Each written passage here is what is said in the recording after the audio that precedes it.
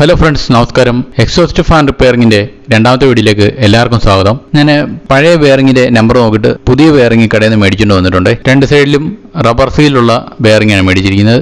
ആ ടൈപ്പ് തന്നെ നമ്മുടെ ഈ മോട്ടറിനകത്ത് കിടന്നതും കേട്ടോ. അപ്പോൾ ഈ റബ്ബർ സീൽ നമുക്ക് പതുക്കെ എന്തെങ്കിലും സൂചി പോലത്തെ എന്തെങ്കിലും കൊണ്ട് പതുക്കെ പൊക്കിയെടുത്തിട്ട് നമുക്ക് അതിനകത്ത് ഗ്രീസ് നിറയ്ക്കേണ്ടതുണ്ട്. അതാണ് ഞാനിപ്പോൾ ചെയ്യുന്നത്. ഇതേ പ്രോസസ്സ് തന്നെ കഴിഞ്ഞ വീഡിയോയിൽ ഞാൻ കാണിക്കുന്നുണ്ട്. വേറൊരു ഫാൻ്റെ റിപ്പയർ ചെയ്ത വീഡിയോക്കകത്ത് ഇത് തന്നെ കാണിക്കുന്നത്. അതുകൊണ്ട് ഞാനിപ്പോൾ സ്പീഡിൽ ഓടിച്ചിരിക്കുകയാണ്. വൈറ്റ് ഗ്രീസാണ് ഞാനിപ്പം നിറച്ചുകൊണ്ടിരിക്കുന്നത്. ഇത് കാറിൻ്റെ ബെയറിങ്ങിനകത്തൊക്കെ യൂസ് ചെയ്യുന്ന ഗ്രീസാണ്. ലോങ് ലാസ്റ്റിംഗ് ആയിട്ടുള്ള ഗ്രീസ് കേട്ടോ. അപ്പോൾ ഈ ഗ്രീസ് അതിനകത്ത് നല്ലപോലെ നമ്മൾ ഇൻസെർട്ട് ചെയ്ത ശേഷം ഒന്ന് കറക്കി കൊടുക്കുക. കറക്കി കൊടുത്ത് എല്ലാ സൈഡിലും ആയെന്ന് ഉറപ്പായ ശേഷം റബ്ബറിൻ്റെ സീൽ നമുക്ക് തിരിച്ചു വെച്ചേക്കാം.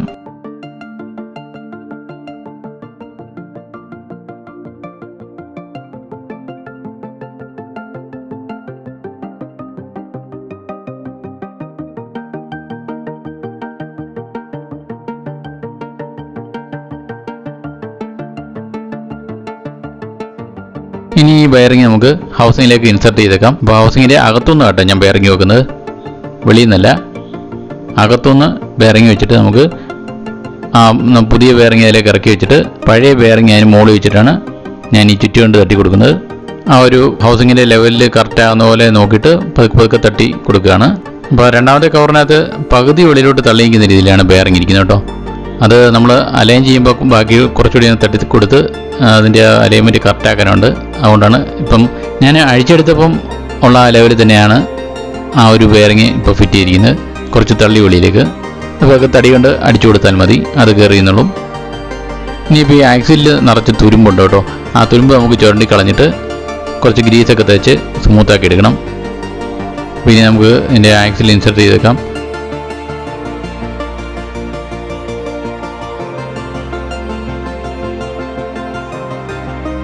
അപ്പോൾ ഒരു സൈഡിൽ അതിൻ്റെ ഇൻസെർട്ട് ചെയ്തിട്ടുണ്ട് ആക്സിൽ. ഇനിയിപ്പോൾ അതിൻ്റെ സെൻറ്ററിലെ പീസ് വെച്ചിട്ട്, സെൻറ്ററിലെ പീസ് എന്ന് പറഞ്ഞാൽ വൈൻഡിങ്ങിൻ്റെ പീസ് കേട്ടോ. അപ്പോൾ വൈൻഡിങ്ങിലൊന്നും സ്ക്രൂ ഡ്രൈവർ കൊള്ളുകയോ ഒന്നും ചെയ്യരുത്, ചുറ്റി കൊള്ളുകയോ ഒന്നും ചെയ്യരുത്. ഇനി വയറ് നമുക്ക് ലാസ്റ്റ് രണ്ടാമത്തെ പീസിലേക്ക് അതിൻ്റെ ഹോളിനകത്തൊരു വയറിട്ടിട്ട് നമുക്കത് അലൈൻമെൻറ്റ് ശരിയാക്കാം.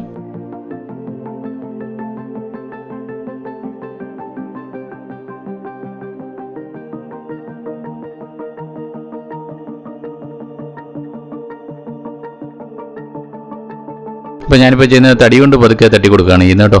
ആ ചുറ്റുകൊണ്ടൊക്കെ തട്ടിക്കഴിഞ്ഞാൽ ആക്സിലിൻ്റെ ഞാൻ ഓർക്കുന്നില്ല ആദ്യം കഴിഞ്ഞ തവണ. അപ്പോൾ അങ്ങനെ സംഭവിക്കാതിരിക്കുന്നുണ്ട് തടി കൊണ്ടാണ് തട്ടി കൊടുക്കുന്നത്. എന്നിട്ട് ഈ നീളമുള്ള സ്ക്രൂ ഇൻസെർട്ട് ചെയ്തിരിക്കുകയാണ്. പിന്നെ വേറൊരു കാര്യം ശ്രദ്ധിക്കണം, നമ്മളിവിടെ കഴിഞ്ഞ തവണ 2 വര ഇട്ടിട്ടുണ്ടായിരുന്നു കേട്ടോ പെയിൻറ്റിൽ, ആ അലൈൻമെൻറ്റ് റെഡിയാക്കാൻ വേണ്ടിയിട്ട്. ആ അലൈൻമെൻറ്റ് നോക്കിയിട്ട് വേണം തിരിച്ച് ഫിറ്റ് ചെയ്യാനായിട്ട്. ഇപ്പോൾ ഞാൻ കയറ്റി ഫിറ്റ് ചെയ്തപ്പോൾ ഒരു ശകലം ടൈറ്റായി പോയി. അപ്പോൾ അതുകൊണ്ട് ആ സ്ക്രൂ കയറുന്നില്ലായിരുന്നു. രണ്ടാമതൊന്ന് പിടിപ്പിക്കേണ്ടി വന്നത്. അപ്പോൾ 4 എണ്ണം ഇട്ട് വെക്കുക.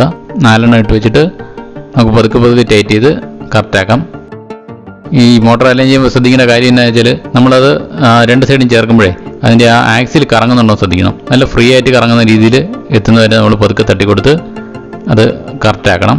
എന്നിട്ട് 4 സ്ക്രൂ ഉണ്ടല്ലോ അതും പതുക്കെ ടൈറ്റ് ചെയ്ത് അങ്ങനെ ചെയ്യാവുള്ളൂ.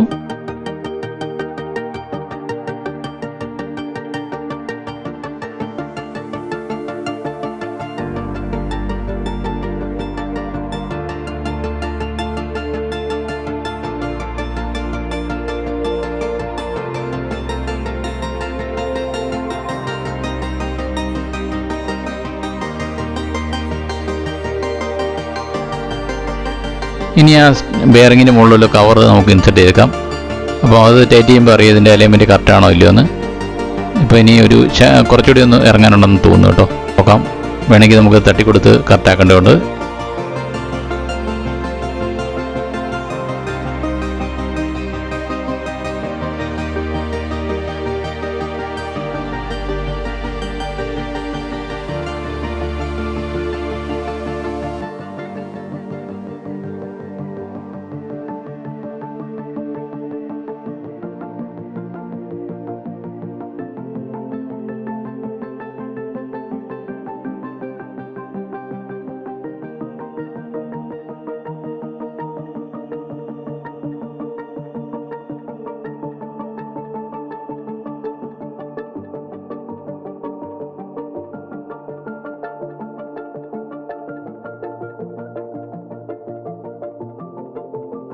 ഫ്രണ്ടിലെ ഒരു ബെയറിങ്ങിൻ്റെ ഒരു കവറുണ്ടല്ലോ, അതും കൂടി നമുക്ക് ഇൻസെർട്ട് ചെയ്തേക്കാം.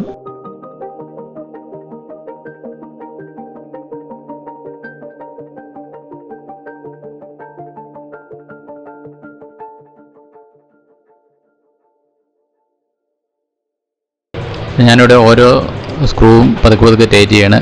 ക്രോസ് ആയിട്ടാണ് ടൈറ്റ് ചെയ്യുന്നത് കേട്ടോ. ഒരു സൈഡിൽ ഇവിടെ ചെയ്തിട്ടുണ്ടെങ്കിൽ നേരെ എതിർ സൈഡിലാണ് ടൈറ്റ് ചെയ്യുന്നത്.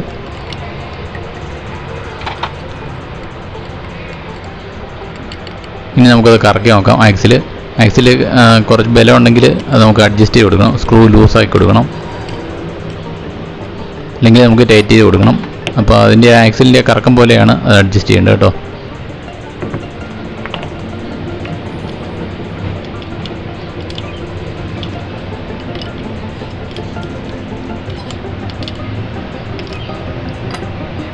കറക്കം നോക്കിയിട്ട് ആ ബാക്കിലത്തെ ആ ഒരു പ്ലേറ്റിൽ നമുക്കൊന്ന് തടി കൊണ്ട് തട്ടി കൊടുക്കേണ്ടതുണ്ട്.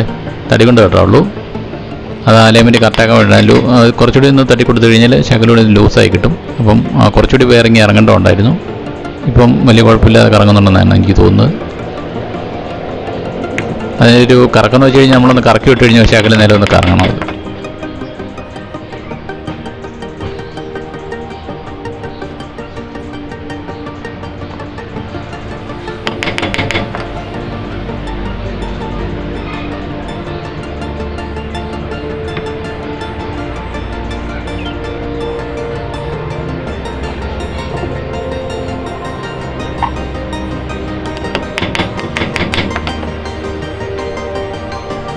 ആ ഒരു ആക്സിൽ അതിൽ ഫ്രീ ആയിട്ട് കറങ്ങുന്നവരെ നമുക്ക് അഡ്ജസ്റ്റ് ചെയ്ത് ശരിയാക്കാം. പിന്നെ ഈ 3 പാർട്ടുകൾ ചേർത്തല്ലോ, അതിനിടയിൽ സ്പേസ് ഒന്നും പാടില്ല. ഇത് കൂളറിനകത്തൊക്കെ ഒന്ന് മോട്ടറായണ്ടേ, വെള്ളം കയറാനൊക്കെ സാധ്യതയുണ്ട്.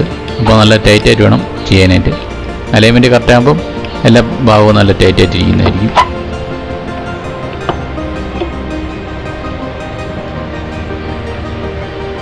ഇനി നമുക്ക് കപ്പാസിറ്റർ ഫിറ്റ് ചെയ്തേക്കാം. ഈ കപ്പാസിറ്റർ വലിയ കുഴപ്പമൊന്നുമില്ല, പുതിയ കപ്പാസിറ്റർ ആണെന്ന് തോന്നുന്നു കണ്ടിട്ട്. അപ്പോൾ ഞാൻ ഈ കപ്പാസിറ്റർ കറണ്ടിലൊന്ന് ടെസ്റ്റ് ചെയ്ത് നോക്കിയിരുന്നേ. ഇപ്പോൾ ഈ കപ്പാസിറ്റർ എങ്ങനെയാണ് ടെസ്റ്റ് ചെയ്യുന്നത് വെച്ച് കഴിഞ്ഞാൽ, ഈ കപ്പാസിറ്ററിൻ്റെ 2 വയറിൻ്റെ എൻഡും നമ്മുടെ പ്ലഗിലേക്ക് ഇൻസെർട്ട് ചെയ്യുക. പ്ലഗിലേക്ക് ഇൻസെർട്ട് ചെയ്ത ശേഷം ഒന്ന് ചാർജ് ചെയ്ത് നോക്കുക. കുറച്ച് നേരം ഒന്ന് കുത്തി വെച്ചിട്ടൊന്ന് സ്വിച്ച് ഓൺ ചെയ്ത് നോക്കുക. അങ്ങനെ കുറച്ച് ഒരു 3-4 മിനിറ്റ് പിടിച്ച് കഴിയുമ്പോൾ ഇതിനകത്ത് കറണ്ട് സ്റ്റോർ ചെയ്യുന്നതായിരിക്കും. എന്നിട്ട് ആ കപ്പാസിറ്റർ എടുത്തിട്ട് നമുക്ക് അതിൻ്റെ 2 എൻഡ് തമ്മിൽ ഒന്ന് സ്പാർക്ക് ചെയ്താൽ മതി. സ്പാർക്ക് ചെയ്യുന്ന സമയത്ത് നല്ല പടക്കം പൊട്ടുന്ന പോലെ പൊട്ടുന്നതായിരിക്കും, പേടിക്കൊന്നും വേണ്ട. അതിനകത്ത് കറണ്ട് ഡിസ്ചാർജ് ആണെന്നാണ്. അപ്പോൾ അത് നല്ല കപ്പാസിറ്റർ ആണെന്നാണ് അങ്ങനെ അർത്ഥം കേട്ടോ. അങ്ങനെ പൊട്ടിക്കഴിഞ്ഞാൽ, അങ്ങനെ പൊട്ടുന്നില്ല കൊണ്ട് ഈ ചെറിയ പൊട്ടലൊക്കെ ആണെങ്കിൽ കപ്പാസിറ്റർ മാറ്റുന്നതായിരിക്കും നല്ലത്. ഇനി നമുക്ക് ആ കപ്പാസിറ്ററിൻ്റെ വയറും മോട്ടറിനകത്തുള്ള വയറും കൂടി അതിൽ കണക്ട് ചെയ്ത് കൊടുക്കാം.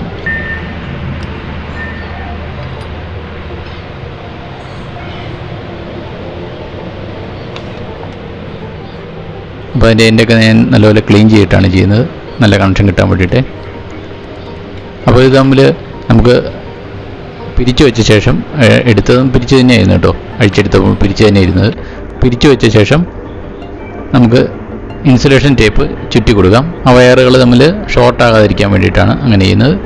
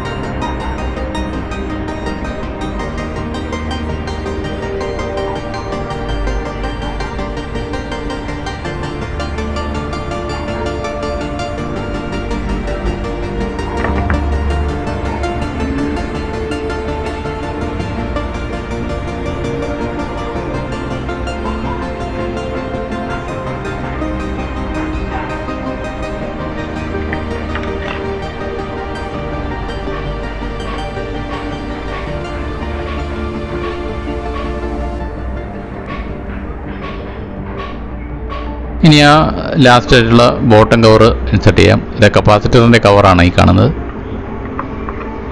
അത് അതിനകത്തൂടി 2 വയർ നമുക്ക് വെളിയിലേക്ക് എടുത്തേക്കാം. ഇനി അതിൻ്റെ ആ സൈഡിലുള്ള 4 സ്ക്രൂ നമ്മൾ അഴിച്ച പോലെ തന്നെ അതേ ഒരു ടൈറ്റിൽ തിരിച്ചും ഇട്ട് വെച്ചേക്കാം.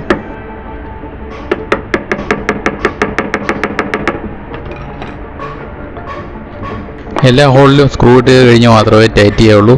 ഇല്ലെങ്കിൽ ഇതുപോലെ കഷ്ടപ്പാടാവും. ഇട്ട സ്ക്രൂ ഒക്കെ ലൂസാക്കിയിട്ട് എണ്ണ വേണ്ടി വരും.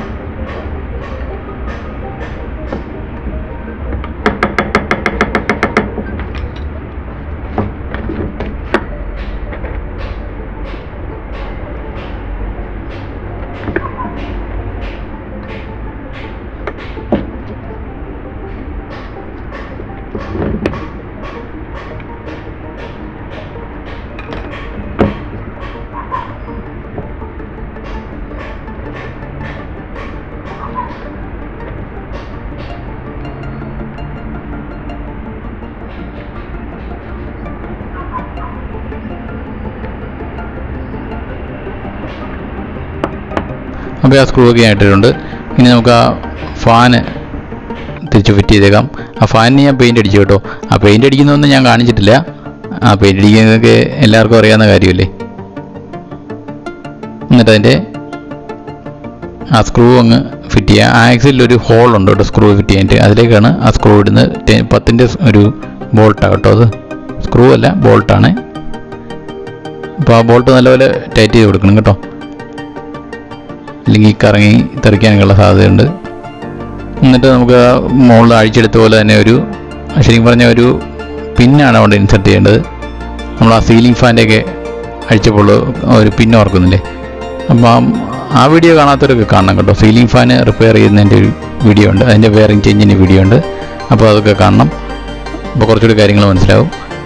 അപ്പോൾ ഇതിന് പകരം ഞാൻ ഒരു ആണി തന്നെയാണ് ഇടുന്നത് കേട്ടോ. 1 ഇഞ്ചിൻ്റെ ആണിയോടെ വളച്ചിടുകയാണ്.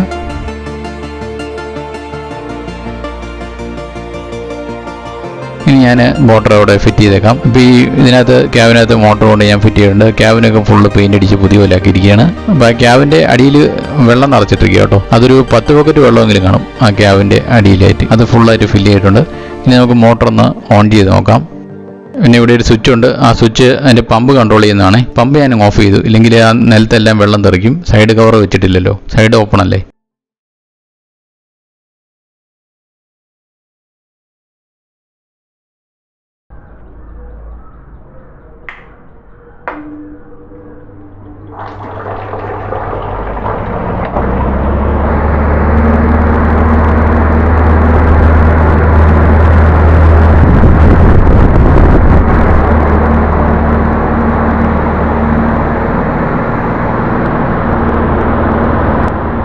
ഇപ്പോൾ നമ്മുടെ ഫാൻ നല്ല ഭംഗിയായിട്ട് വർക്ക് ചെയ്യുന്നുണ്ട്. നേരത്തെ ഉണ്ടായിരുന്ന സൗണ്ടിൻ്റെ 3 സൗണ്ട് മാത്രമേ ഉള്ളൂ ഇത്. അപ്പോൾ ഇന്നത്തെ വീഡിയോ ഇഷ്ടമെങ്കിൽ ലൈക്ക് ചെയ്യാനും ഷെയർ ചെയ്യാനും സബ്സ്ക്രൈബ് ചെയ്യാനും മറക്കണ്ട. നമുക്ക് അടുത്ത വീഡിയോ കാണാം.